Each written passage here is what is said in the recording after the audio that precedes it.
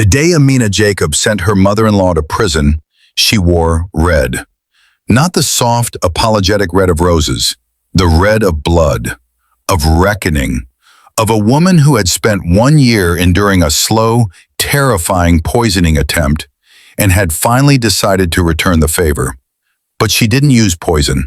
She used something far more lethal, the truth. Picture this, a marble-floored courthouse in Manhattan, cameras everywhere. Margaret Jacob, elegant, cold, dripping in pearls and privilege, being led away in handcuffs while her billionaire son watched in frozen horror. And standing at the center of it all, calm as a statue, was the daughter-in-law everyone had dismissed as weak, the wife everyone thought was dying, the woman who was supposed to disappear quietly. This is the story of how a brilliant cybersecurity analyst discovered her mother-in-law was poisoning her. And instead of running, she turned her own slow death into the most elaborate trap anyone had ever seen. Because here's what nobody knew, not even Margaret herself.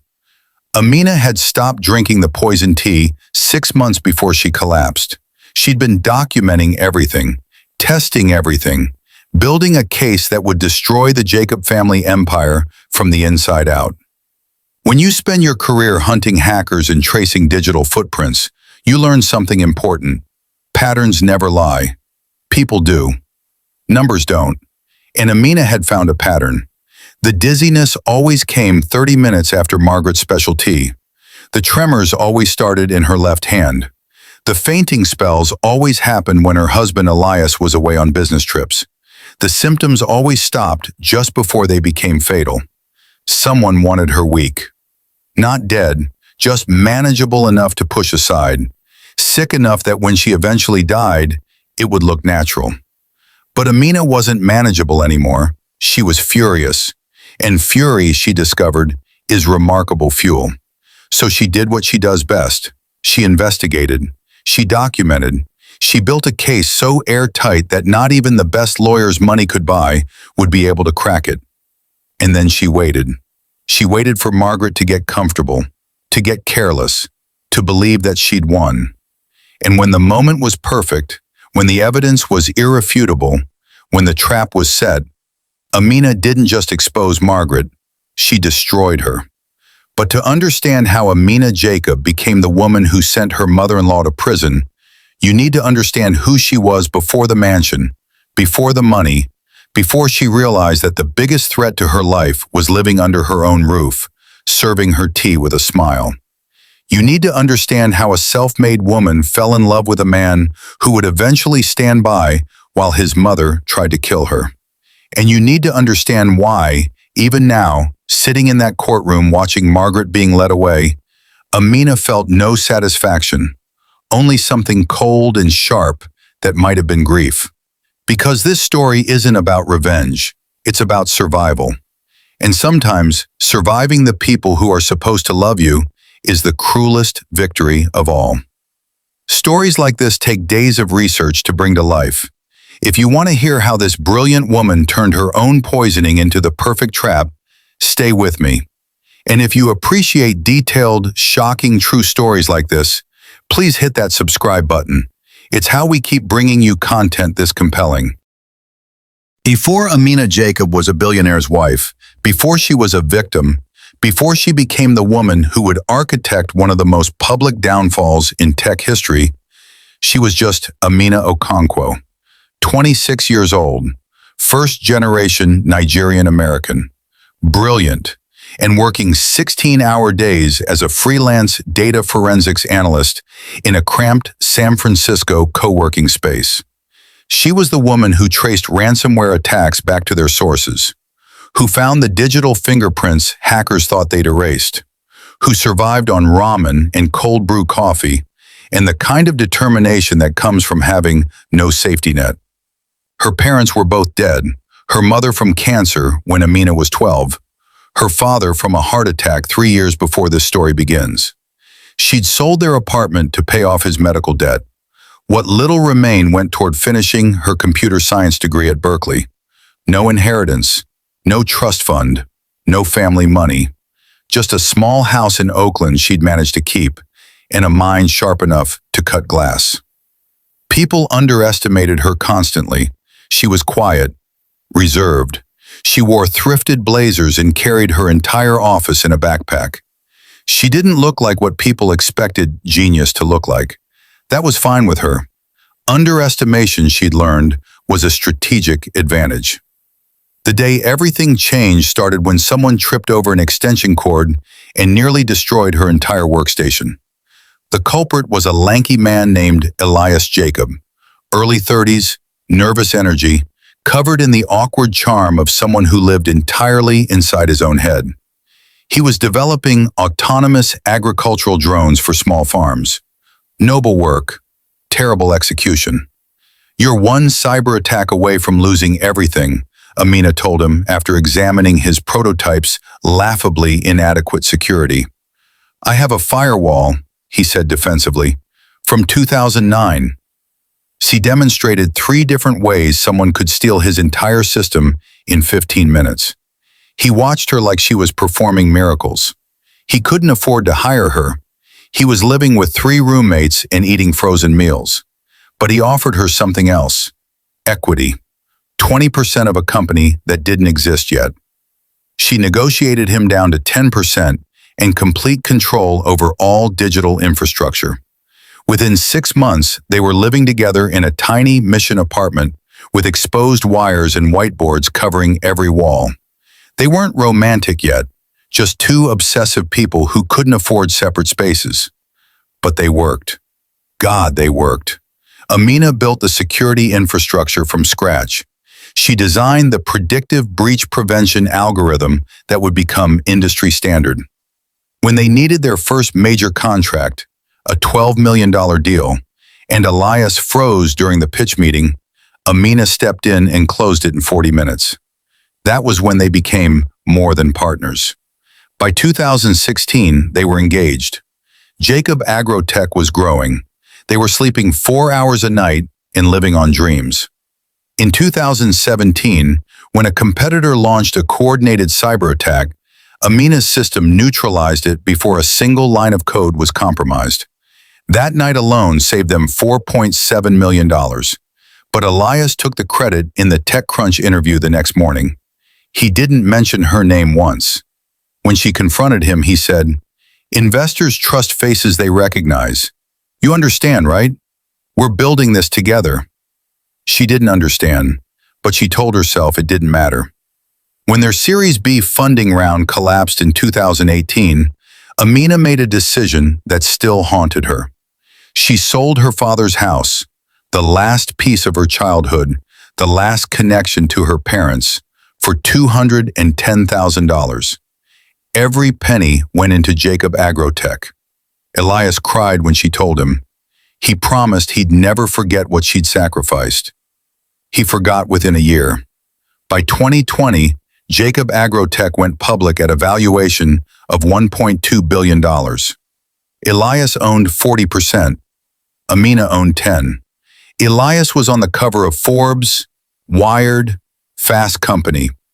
People called him a visionary. Amina was his wife, the woman in the background of photos. Nobody asked about the algorithm. Nobody asked who negotiated the contracts. Nobody asked whose inheritance kept the lights on. Success, Amina learned, has a very specific memory. And Elias, the man who'd once looked at her like she hung the moon, started looking past her instead. If you were in her position, would you forgive someone who built an empire off your work? Drop your thoughts in the comments.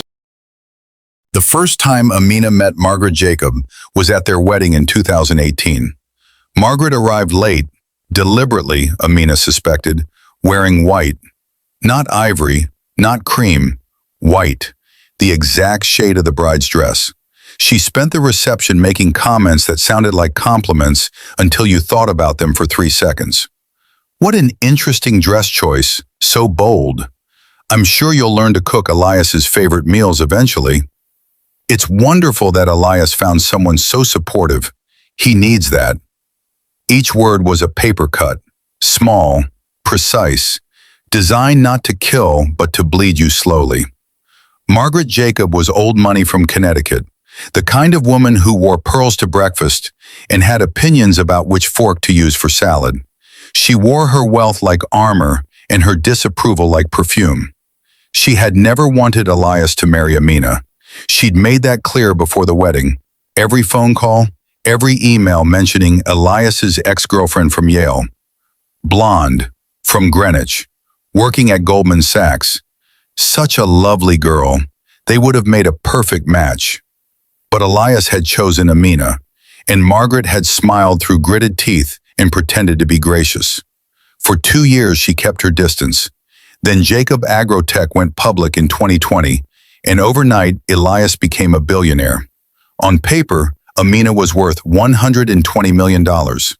In reality, she was about to become the most expensive target Margaret had ever acquired. 3 weeks after the IPO, Margaret called. "Darling, I've been thinking. You and Elias work so hard. Why don't I come stay with you for a while? Help manage the household?" Amina's instinct screamed no. But Elias, riding high on his newfound status, thought it was great. "Mom's lonely since Dad passed, and we could use help. The house is huge." "Temporary," Amina said firmly. "Of course," Elias agreed. Margaret moved into their Fifth Avenue penthouse in December 2020. She never left. At first it was subtle. Margaret was helpful. She managed the household staff. She organized Elias's schedule. She hosted dinner parties for investors that Amina was too busy to plan. "You focus on your work, dear. I'll handle the social obligations." But something felt wrong. Margaret was always there. In the kitchen when Amina came down for breakfast. In the living room when she got home late. Hovering, watching, smiling that cool, careful smile. And slowly, imperceptibly, Elias started changing. He stopped asking Amina's opinion in meetings. He hired expensive consultants who repeated diluted versions of her ideas. He stopped coming to bed at the same time she did. When she tried to talk to him about it, he got defensive. "You're being paranoid. I'm being pushed out of my own company." "Your company? I founded Jacob Agrotech." The words hit her like a slap. "We founded it, together. You helped, but let's be honest about who the vision came from."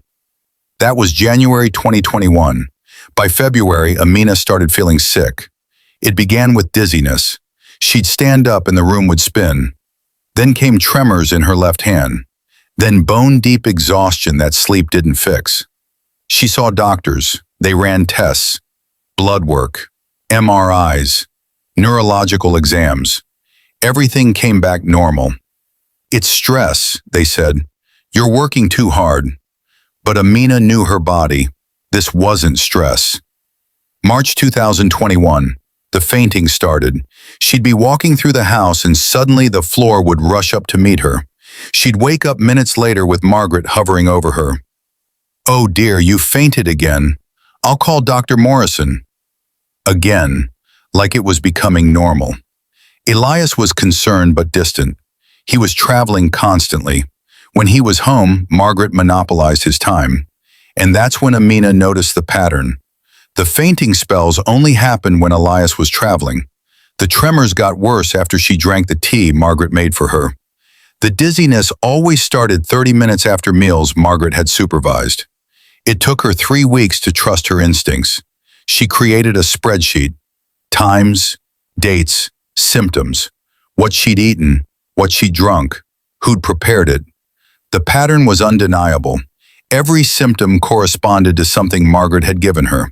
The special herbal tea, the vitamin supplements Margaret insisted she take, the smoothies Margaret made to help with the fatigue. Amina stopped drinking the tea in April 2021. She poured it down the sink when Margaret wasn't looking. She started bringing her own water bottle everywhere. And slowly, carefully, she started collecting samples. Tea saved in sealed vials, pills sent to a private lab, smoothies poured into sterile containers. She paid for the tests in cash, used a fake name, told no one. The results came back in May. Arsenic, in trace amounts, not enough to kill quickly, but enough, over time, to cause organ failure, to make it look like tragic illness, to make her disappear. Amina sat in her car in a parking garage, staring at the lab results, and felt something cold crystallize in her chest. Not fear, fury. Margaret wasn't just trying to push her out. Margaret was trying to kill her. And Elias, whether he knew it or not, was letting it happen. Amina could have gone to the police right then, could have ended it, but she didn't. Because Amina didn't just want justice. She wanted everyone to see exactly who Margaret Jacob really was. So she did something most people would consider insane. She kept drinking the tea. Not the poison tea, she'd been swapping it out, but she kept pretending, kept acting sick, kept fainting on schedule, because she was building a trap, and Margaret Jacob was about to walk right into it. June 2021. Amina became a ghost in her own home. She played her role perfectly, the sick wife, the weak woman, the burden everyone wished would quietly fade away. She fainted on schedule. She trembled when Margaret was watching. She stayed in bed for days, looking frailer by the week. But behind her closed bedroom door, she was working. Amina had spent a decade in cybersecurity. She knew how to track patterns, how to build cases, how to find evidence people thought they'd hidden. And Margaret? Margaret didn't understand digital footprints. Amina started with the tea. Margaret claimed it came from a private herbal supplier in Connecticut. Exclusive, family recipe, impossible to trace. It took Amina 48 hours to find the supplier.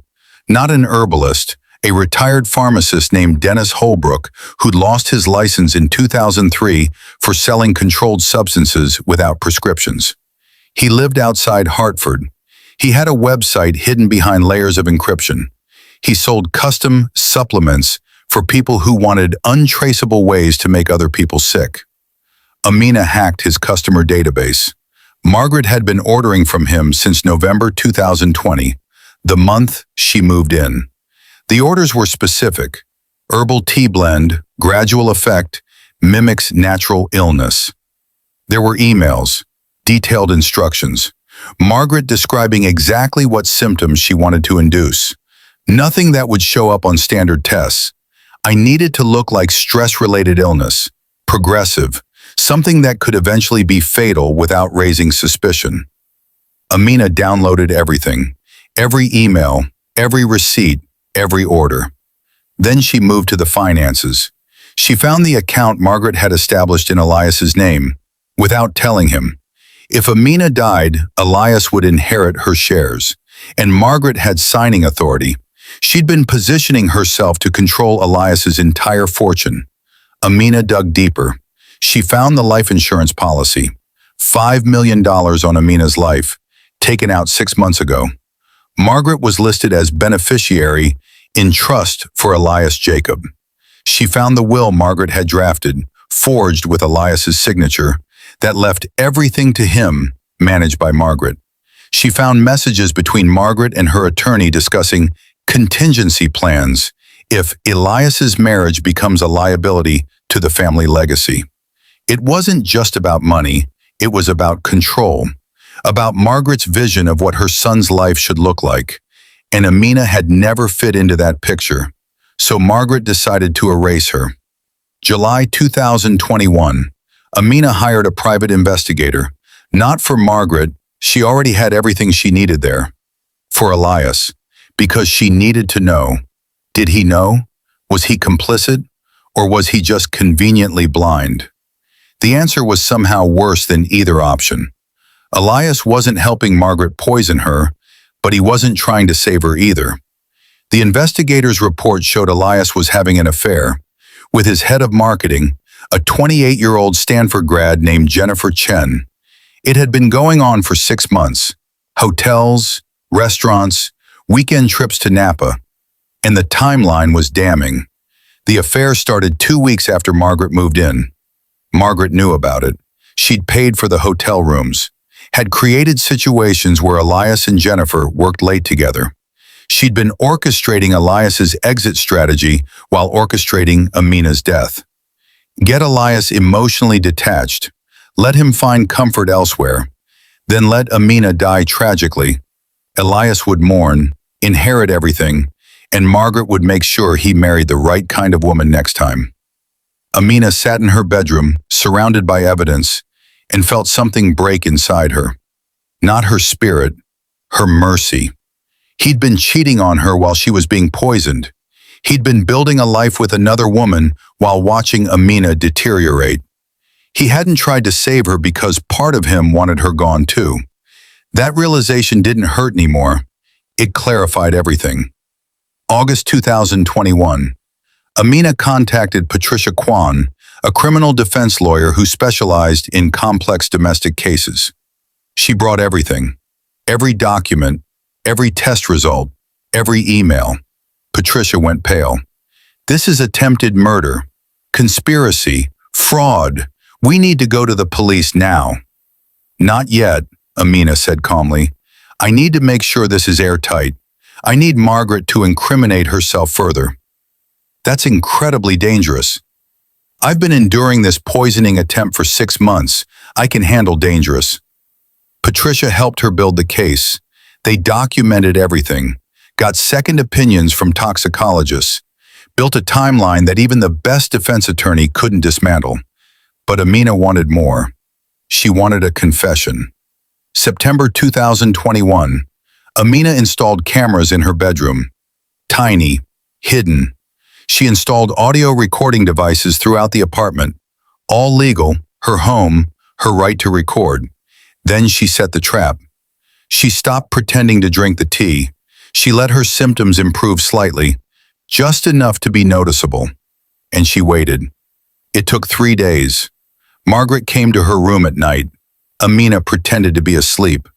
The camera caught everything. Margaret stood over her bed with an expression that wasn't motherly concern. It was frustration. "Why aren't you getting worse?" Margaret whispered. "Why aren't you dying?" Then she pulled a small vial from her pocket, walked to Amina's water glass on the nightstand, and poured something into it. The camera caught it all. Her face, her hands, the vial's label. Then Margaret left. Amina waited until the door closed. Then she got up, sealed the water glass in an evidence bag, and labeled it with the date and time. She sent it to Patricia the next morning. The lab results came back positive for a concentrated dose, enough to cause a medical emergency. Margaret was escalating, getting impatient, which meant it was time. October 2021, Amina collapsed. But this time it wasn't Margaret's poison, it was her own choice. She staged the collapse carefully, made sure Elias was home, made sure there were witnesses. The ambulance came. They rushed her to Mount Sinai. Elias was frantic. Margaret was the picture of concern. And at the hospital, when doctors ran the toxicology screen Amina specifically requested, they found exactly what she'd told them they'd find. Arsenic, in dangerous levels. The police were called immediately. Detective Sarah Morrison from the NYPD arrived within an hour. And Amina, lying in a hospital bed with IV lines in her arms, said the words she'd been preparing for months. "I need to report an attempted murder. My mother-in-law has been poisoning me for almost a year, and I have evidence of everything." She gave them the flash drives, the lab reports, the financial documents, the video footage, everything. Detective Morrison's face went from skeptical to horrified to furious. "Mrs. Jacob, this is one of the most thoroughly documented cases I've ever seen." "I'm a data analyst," Amina said simply. "Documentation is what I do." That night, police officers showed up at the Fifth Avenue penthouse with a warrant. They arrested Margaret Jacob in her soaked pajamas while she was drinking chamomile tea in the kitchen. Elias watched, confused and horrified, as his mother was read her rights. "Mom, what's happening?" Margaret didn't answer. She just looked at Amina, who'd been discharged and had come home specifically to watch this moment, with pure, undiluted hatred. And Amina looked back with something colder than hatred. Peace. "You tried to kill me slowly," Amina said quietly, so I destroyed you carefully. The media went insane. Within 48 hours, every major news outlet was covering the story. Billionaire's mother accused of poisoning daughter-in-law. Tech fortune heir's mother arrested for attempted murder. The story had everything: wealth, tech royalty, poison, a mother's obsession. America couldn't look away. Margaret posted $2 million bail and returned to a hotel, banned from contacting Amina. Her lawyer was Marcus Whitmore, one of the most expensive defense attorneys in New York. He held a press conference the day after Margaret's release. Mrs. Margaret Jacob is innocent. This is a clear case of a troubled young woman making false allegations to extort money from the Jacob family. We will prove these so-called poisonings never occurred. The press ate it up. Suddenly, Amina was the villain, the gold digger, the manipulative wife. Online comments were vicious. She married him for money, and now she's trying to destroy his family. Classic woman weaponizing the legal system. Amina watched it all and felt nothing. They didn't know what she knew, and when the trial started, everyone would see exactly who Margaret Jacob really was. But first, she had to deal with Elias. He came to the hospital 3 days after Margaret's arrest, looking terrible, unshaven, eyes red. Amina, we need to talk. My mother wouldn't. There has to be an explanation. An explanation, she repeated. Like the explanation for why you've been sleeping with Jennifer Chen for 8 months while I was being poisoned? His face went white. How did you? I'm a forensic data analyst, Elias. Did you really think I wouldn't find out? That has nothing to do with what my mother's accused of. Doesn't it? Your mother wanted me gone. You wanted me gone. Seems like you both got what you wanted. I never wanted you hurt. I never knew. You never asked. I was fainting, sick, losing weight, trembling, barely able to work. And you blamed me. You said I was being dramatic. You thought it was convenient. Admit it. Some part of you was relieved. Elias sank into a chair, head in his hands. I didn't know she was poisoning you, I swear. But you didn't try to save me either. The silence was damning. I want a divorce, Amina said. I want my shares transferred into a trust you can't access. I want formal acknowledgement of my contributions to the company, and I want you to testify against your mother. His head snapped up. What? You knew she hated me. You knew she was giving me that tea. If you testify to those facts, the prosecution's case becomes stronger. You want me to help put my own mother in prison? I want you to tell the truth. For once in your life, Elias, choose what's right over what's easy.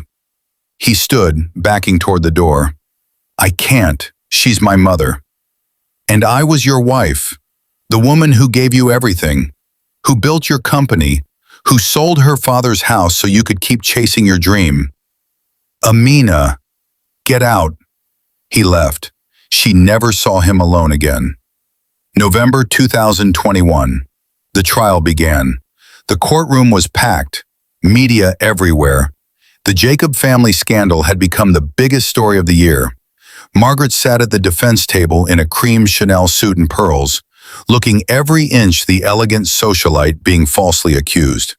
Amina sat in the front row behind the prosecution, wearing a simple black dress, no jewelry. She looked smaller than usual, frailer.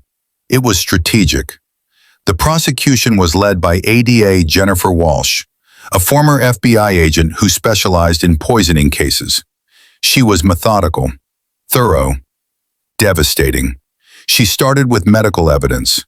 Expert witnesses testified about the arsenic found in Amina's system, about the levels, about the symptoms, about how this type of poisoning was designed to look like natural illness. This wasn't accidental exposure, Dr. Richard Chen testified. The levels and patterns suggest deliberate, repeated administration over an extended period. Someone was poisoning Mrs. Jacob slowly and systematically.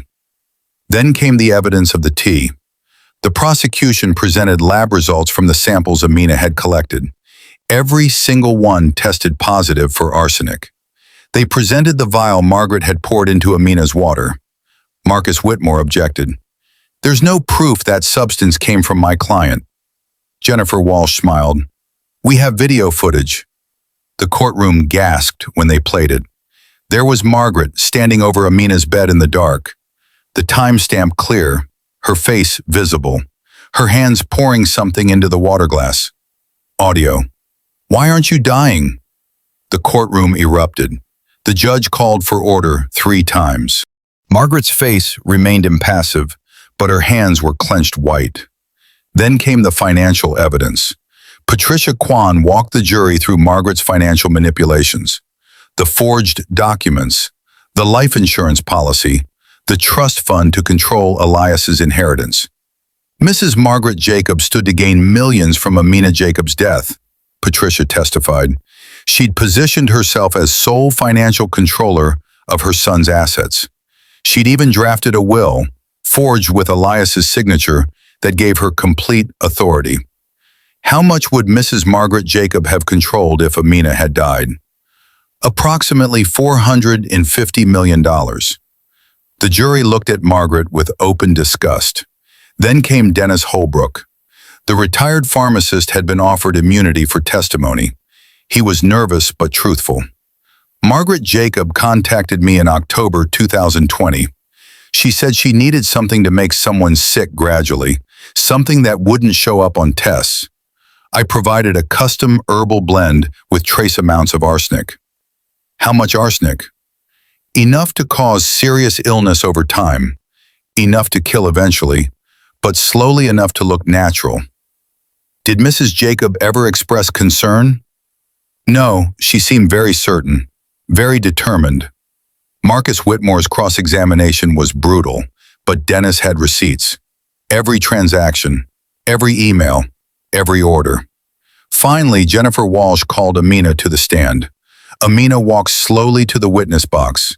She looked fragile, but when she spoke, her voice was steady. Jennifer led her through the timeline, meeting Elias, building Jacob Agrotech, Margaret moving in, the symptoms beginning. When did you first suspect you were being poisoned? March 2021. The symptoms were too patterned. They always coincided with things Margaret had prepared. Why didn't you go to the police immediately? Because I'm a data analyst. I know how easy it is for wealthy people to escape consequences. I needed irrefutable proof, so I documented everything. Were you afraid? Every day. But I was also angry. This woman tried to erase me, to make me disappear so she could control my husband and my fortune. I wasn't going to let her get away with it. Why did you keep drinking the tea after you knew? I didn't. I stopped in April, but I kept pretending. I needed Margaret to get comfortable, to make mistakes, to reveal herself. The jury was riveted.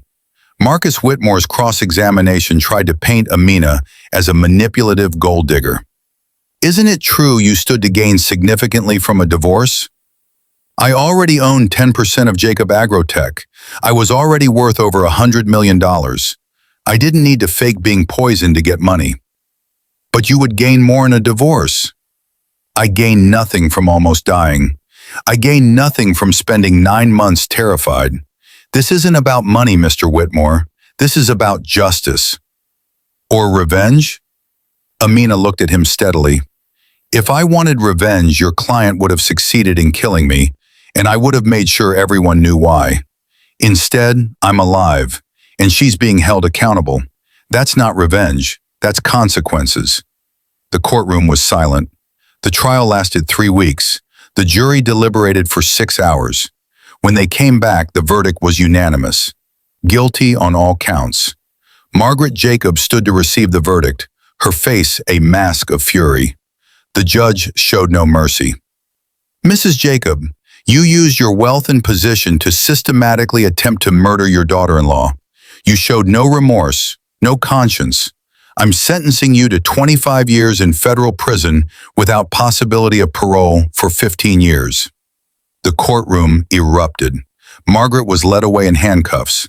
For just a moment, she turned and looked at Amina. Their eyes met. Margaret's were full of rage. Amina's were empty. She felt nothing. No satisfaction, no triumph. Just the cold, hollow aftermath of survival. If you could say one sentence to someone who betrayed you this badly, what would it be? Drop it in the comments. December 2021. The divorce papers came through. Amina signed them in Patricia's office. No tears, no hesitation. Elias had agreed to all her terms. He didn't have much choice. The trial had exposed his affair, his negligence, his complicity through silence. Jacob Agrotech's stock had plummeted. Investors were fleeing. The board was in chaos. Amina received her full 10% stake, now held in an irrevocable trust Elias couldn't touch. At current valuation, $87 million. She also received formal acknowledgement, signed by Elias and the board, crediting her as co-founder and chief architect of the company's cybersecurity infrastructure. It was in writing now, forever. No one could erase her contributions again. The settlement included the penthouse. Elias moved out. Amina moved out too. She couldn't stand to be in that space anymore. She sold it for $12 million and bought a brownstone in Brooklyn. Smaller, quieter, hers. She was 33 years old, a multi-millionaire, alive, but profoundly alone. The tech world didn't know what to do with her. She was too controversial, too messy, too much of a reminder that billion-dollar success stories had ugly truths underneath. Companies that had courted her went silent. Conference invitations dried up. Former colleagues stopped returning calls. She'd told the truth, and the truth had made her unemployable. That's when Amina realized she didn't want to work for anyone else anymore. She'd spent a decade building someone else's dream. It was time to build her own. January 2022, Amina launched Sentinel Security Systems, a boutique cybersecurity firm specializing in protecting individuals and small companies from corporate espionage and digital threats. But her real specialty, the thing that made her company unique, was forensic investigation for abuse victims. She'd learned firsthand how hard it was to prove you were being harmed when the harm was invisible, when the perpetrator was wealthy and powerful.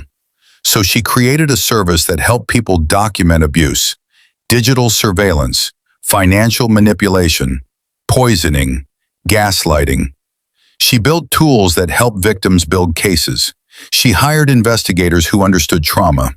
She worked with lawyers who specialized in holding powerful people accountable. Within 6 months, Sentinel Security was profitable. Within a year, she had a waiting list. Women came to her, executives whose companies were being stolen, wives who suspected they were being drugged, daughters who knew their inheritances were being embezzled. Amina helped them all. She taught them what she'd learned. Document everything, trust your instincts, build an airtight case, and never let anyone convince you that you're crazy. She became known as the woman who'd beaten a billionaire family at their own game. But the work was exhausting. Every case was a reminder of her own trauma. By mid-2022, she started therapy, twice a week with Dr. Miriam Chen, a specialist in complex trauma. The first session, Dr. Chen asked, "What do you want from this process?" Amina thought for a long time. "I want to stop feeling like I'm still dying," she said finally. "I survived. I won, but I don't feel free." "Because survival isn't the same as healing," Dr. Chen said gently. "You fought a war. Now you have to learn how to live in peacetime." It was the hardest work Amina had ever done. Harder than building a company. Harder than tracking down evidence. Harder than testifying in court. She had to sit with her anger, her grief, her sense of betrayal, not just by Margaret but by Elias, by the man she'd loved who'd let her suffer. She had to confront the fact that she'd given up everything for someone who'd never truly valued her. She had to forgive herself for not seeing it sooner. Some days were better than others. Some days she woke up energized, ready to build her empire. Other days she stayed in bed, paralyzed by the weight of everything she'd lost.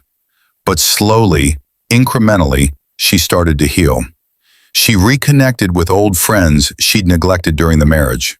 She traveled, Paris, Tokyo, Cape Town, places she'd always wanted to see. She started painting. She adopted a rescue greyhound named Atlas, who'd also survived something terrible and was learning to trust again. She built a life. Not the life she'd imagined at 26 when she'd met Elias in that co-working space, but a life that was entirely, completely hers. Meanwhile, Elias's life imploded. The affair with Jennifer Chen ended when she left him for a venture capitalist. Jacob Agrotech's valuation dropped 60%. The board forced him out as CEO in March 2022. He tried to start a new company. It failed. He became a cautionary tale, the billionaire who'd lost everything because he'd chosen the wrong woman to betray. He tried to reach out to Amina several times, emails, text messages, even a handwritten letter. She never responded. There was nothing left to say. By late 2022, news broke that Elias had entered rehab for exhaustion and substance abuse issues. Amina felt a flicker of something when she read it. Not satisfaction, not pity, just a distant acknowledgement that some people never learned how to be accountable until they lost everything. She hoped he'd find his way, genuinely, but she knew it wasn't her responsibility to care anymore. Margaret, meanwhile, was serving her sentence at a federal prison in Connecticut. She maintained her innocence. She filed appeals. She insisted she'd been framed. None of them succeeded. The evidence was too strong, the case too airtight. Margaret would spend the next decade behind bars, and there was nothing her money or her lawyers could do about it. Amina never visited, never wrote, never thought about her except when reporters asked for comment, and her answer was always the same. I have nothing to say about Mrs. Jacob. I'm focused on my own life now. Because that was the truth. She'd endured 6 months of poisoning attempts, 3 months building a trap, and another year ensuring justice was served. She'd given enough of her life to the Jacob family. The rest belonged to her. May 2024, nearly 3 years after the trial. Amina stood on a stage at the Women in Tech Summit in San Francisco, the same city where she'd met Elias a decade earlier. She was the keynote speaker. The auditorium held 3,000 people. Every seat was filled. The energy was electric. She wore a crimson suit, the color of blood, of power, of survival. And when she walked to the podium, the crowd rose in a standing ovation. Amina waited for them to settle, a slight smile on her face. Then she began. 10 years ago, I met a man in a co-working space about 15 miles from here. He tripped over an extension cord and spilled coffee all over my work. I should have taken it as a sign. Laughter rippled through the crowd. But I didn't, because he had a dream, and I believed in it. Together we built a company that would be worth over $1 billion. We changed agricultural technology. We created jobs. We made a difference. She paused. But here's what the Forbes articles didn't tell you. I designed the security infrastructure that protected that company. I negotiated the contracts that funded it. I sold my father's house, my inheritance, to keep it alive. And when the company succeeded, my contributions were erased. I became the wife. The room was silent now. And then my mother-in-law tried to kill me. She let that sit. For 6 months, I was systematically targeted with poison. Doctors couldn't figure out what was wrong. My husband told me I was being dramatic. His mother served me tea and told me she was helping. But I'm a data analyst, and I found the pattern. So I did what I do best. I documented everything. I built a case. I collected evidence. And when I had enough to ensure she couldn't escape justice, I turned it over to the police. My mother-in-law is currently serving 25 years in federal prison. My ex-husband lost his company and his reputation. And me? She smiled. I built my own company. Sentinel Security Systems now employs 47 people. We're profitable, we're growing, and we specialize in helping people who are being harmed by people they trusted. The crowd erupted in applause. Amina waited for it to quiet. I'm telling you this because I want you to understand something. Your value doesn't come from who believes in you. It comes from what you build, what you create, what you survive. There will be people who try to erase you, who take credit for your work, who underestimate you because you don't fit their idea of what success looks like. Document everything, trust your instincts, and never let anyone convince you that you're being dramatic when you know something is wrong. Because the poison that was supposed to kill me actually saved me. It forced me to see the truth. It forced me to recognize my own worth. It forced me to stop building someone else's dream and start building my own. And now I'm standing here, alive, successful, and free, while the people who tried to destroy me are facing the consequences of their choices. She leaned forward, her voice intimate and powerful. That's not revenge. That's justice. And justice is the best kind of victory. The standing ovation lasted 5 minutes. After the speech, dozens of people approached her. Women with stories. Women who'd been erased, betrayed, dismissed. Amina listened to every single one. She gave out business cards. She made connections. She offered help. Because she understood now, her story wasn't just about her. It was about every woman who'd ever been told she was overreacting. Every woman who'd been pushed aside after building something valuable. Every woman who'd survived something terrible and had to rebuild from nothing. She wasn't just Amina Jacob anymore. She was proof that you could survive the unsurvivable. That evening, Amina walked through the streets of San Francisco, the city where it had all begun. She walked past the building that used to house the co-working space where she'd met Elias. It was a luxury apartment complex now. She felt nothing looking at it. No nostalgia, no regret, just quiet acknowledgement that she was a different person now. She'd been broken and had put herself back together. And the woman who emerged was stronger than the one who'd been betrayed. Her phone buzzed. A text from Patricia. Saw your speech online. You were magnificent. Proud of you. Amina smiled and typed back, thank you for helping me survive this. You survived this yourself. I just helped you fight back. That night, alone in her hotel room, Amina opened her laptop and started writing. She'd been approached by a publisher months ago about writing a book. She declined. The wounds were too fresh. But now she was ready. The book would be called The Poison That Saved Me: How I Survived My Mother-in-Law's Attempt to Kill Me and Built an Empire from the Ashes. It would tell her story, the whole story, without apology. It would be a guide for other women facing impossible situations. It would be her final act of reclaiming her narrative. She wrote the dedication first. For my father, who taught me that intelligence is the only inheritance that matters. For every woman who's been told she's being dramatic. And for myself, the woman I was and the woman I became.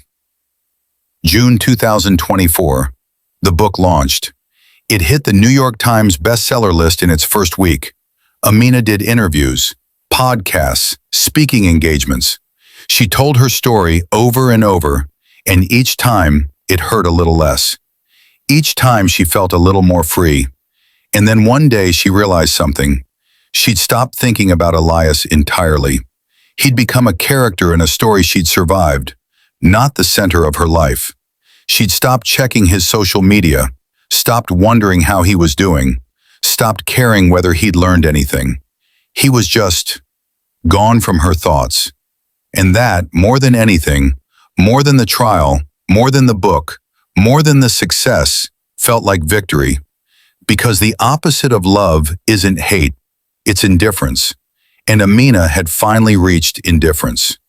She was 36 years old. She was a self-made millionaire. She was the CEO of a successful company. She was an author. She was a survivor. And for the first time since she could remember, she was happy. Not the desperate, clinging happiness of early love, Not the fragile, anxious happiness of trying to hold things together, but the deep, steady happiness that comes from knowing exactly who you are and refusing to apologize for it. She'd endured poisoning attempts for 6 months. She'd spent 3 years rebuilding. And now, finally, she was free. The mansion where she'd collapsed was long sold. The marriage was long over. The trial was long finished. All that remained was the life she'd built for herself. And it was extraordinary. One afternoon, sitting in her Brooklyn brownstone with Atlas curled at her feet, Amina received an email from a young woman named Sarah Chen. "Dear Ms. Jacob, I just finished your book. My husband's family has been gaslighting me for 2 years, telling me I'm crazy for thinking his mother hates me. But after reading your story, I started documenting everything. Just like you said. I found proof that she's been sabotaging my career, calling my employers with false complaints, spreading rumors about me being unstable. Because of your book, I know what to do now. I'm building my case. I'm not running. I'm fighting back. Thank you for showing me that it's possible to survive this.